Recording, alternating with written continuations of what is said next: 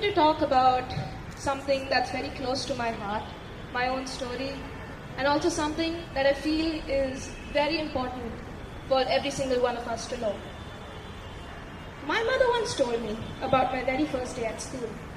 I was 3 years old, wearing a new uniform, stepping onto a bright yellow school bus. And I didn't cry. I was excited. So excited that I got on the bus without even saying goodbye. It was my parents who cried, not me. But a few years later, something changed.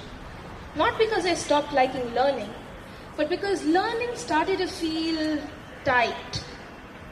Was the school for the child or the child for the school? And besides, by the time I was in the 3rd grade, all I really wanted to do was stay up late and draw.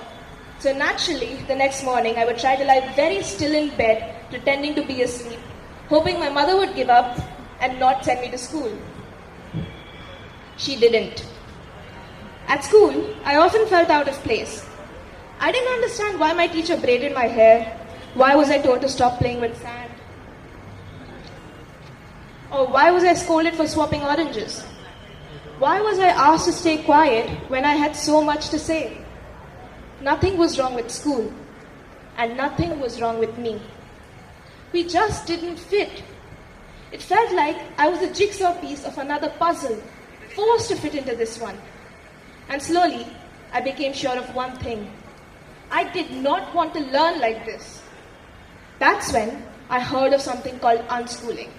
And that's a story for another day, but what exactly is unschooling? Unschooling is a form of homeschooling where the children get to choose what they want to learn based on their own interests. But for me, it wasn't about escaping school. It was about finding the puzzle that I was a part of. It was about a question that wouldn't leave me alone. What happens when a child is trusted to learn? I'll give you 5 seconds to picture it in your head. Have you ever questioned where that infamous stomach pain right before school first began? I was a connoisseur. It was on that one Tuesday morning that I knew that I was one. I knew exactly what to say when my mother asked, "Shambhavi, are you sure you don't want to go to school?" I nodded. And just like that, on a random Tuesday morning, my life changed forever. I was 8 years old, and I had never felt happier in my entire life. I was an unschooler. And this was only possible because my mother had heard me. She had listened to what I had to say, and she respected my individuality. Sadly, in the eyes of my grandparents, homeschooling was a crazy, irresponsible idea. Back then, pulling a child out of school was a huge deal. One that they thought would ruin my future. So they gave us an ultimatum. If we had to live under their roof, I had to get on the school bus. The same school bus that was honking downstairs that morning. So we left home. And that taught me something very important. What did this teach me? Honestly, I valued my individuality. I was more afraid of going back to school than I was of moving out. At 8 years old, I had to learn to stand by what I believed in and to how to close my ears to what other people had to say about my choices. Society had many opinions, and they weren't shy about expressing them. But I knew what I wanted. And I had to stand, and I had to take a stand to be able to follow my own path.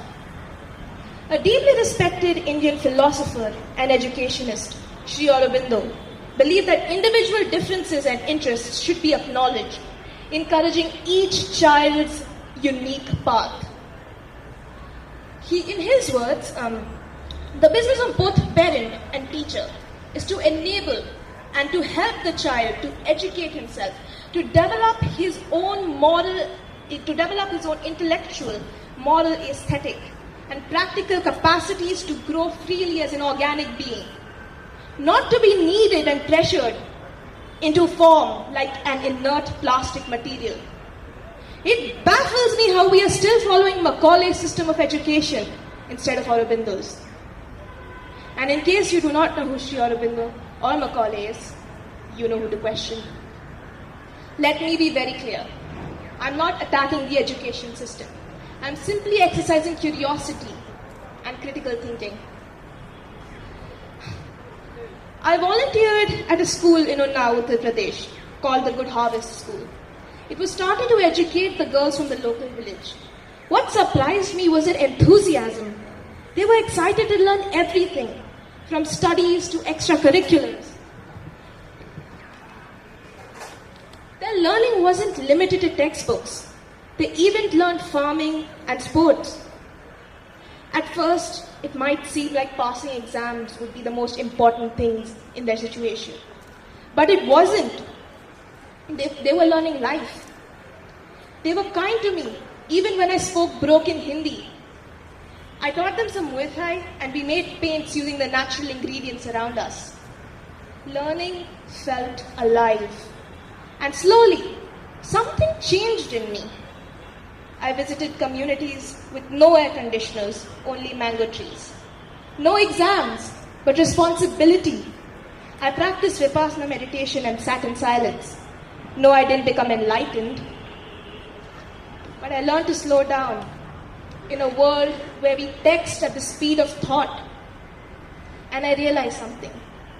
When you slow down enough to notice, you start to care. Looking back, these experiences weren't special because of where I went. They were special because of what they taught me.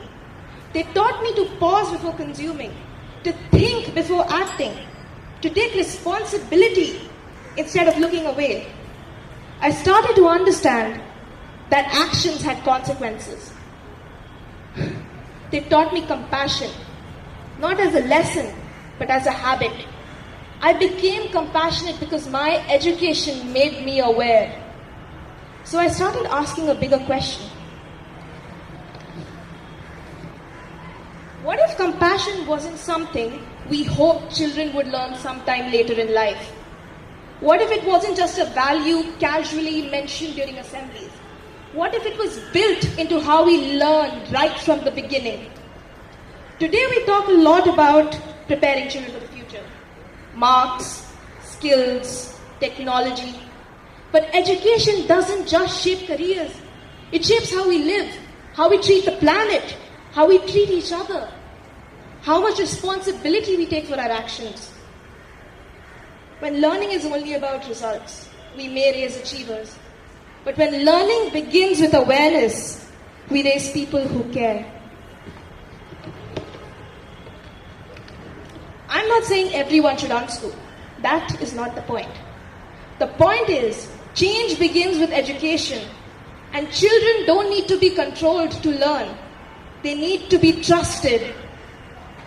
When children are trusted, they don't become careless. They become conscious. So maybe the real question we need to ask is not, what will this child become? But how will this child learn to live? Because when we teach children to be aware, to be responsible, to be compassionate, we don't just raise learners, we raise people who care. I want to leave you with this one thought. As a child, I always thought I was a jigsaw piece of another puzzle, forced to fit into another one. And then I thought I had to find the puzzle that I was a part of. Now I realize we are all jigsaw puzzles, not pieces of one. So what does your jigsaw say?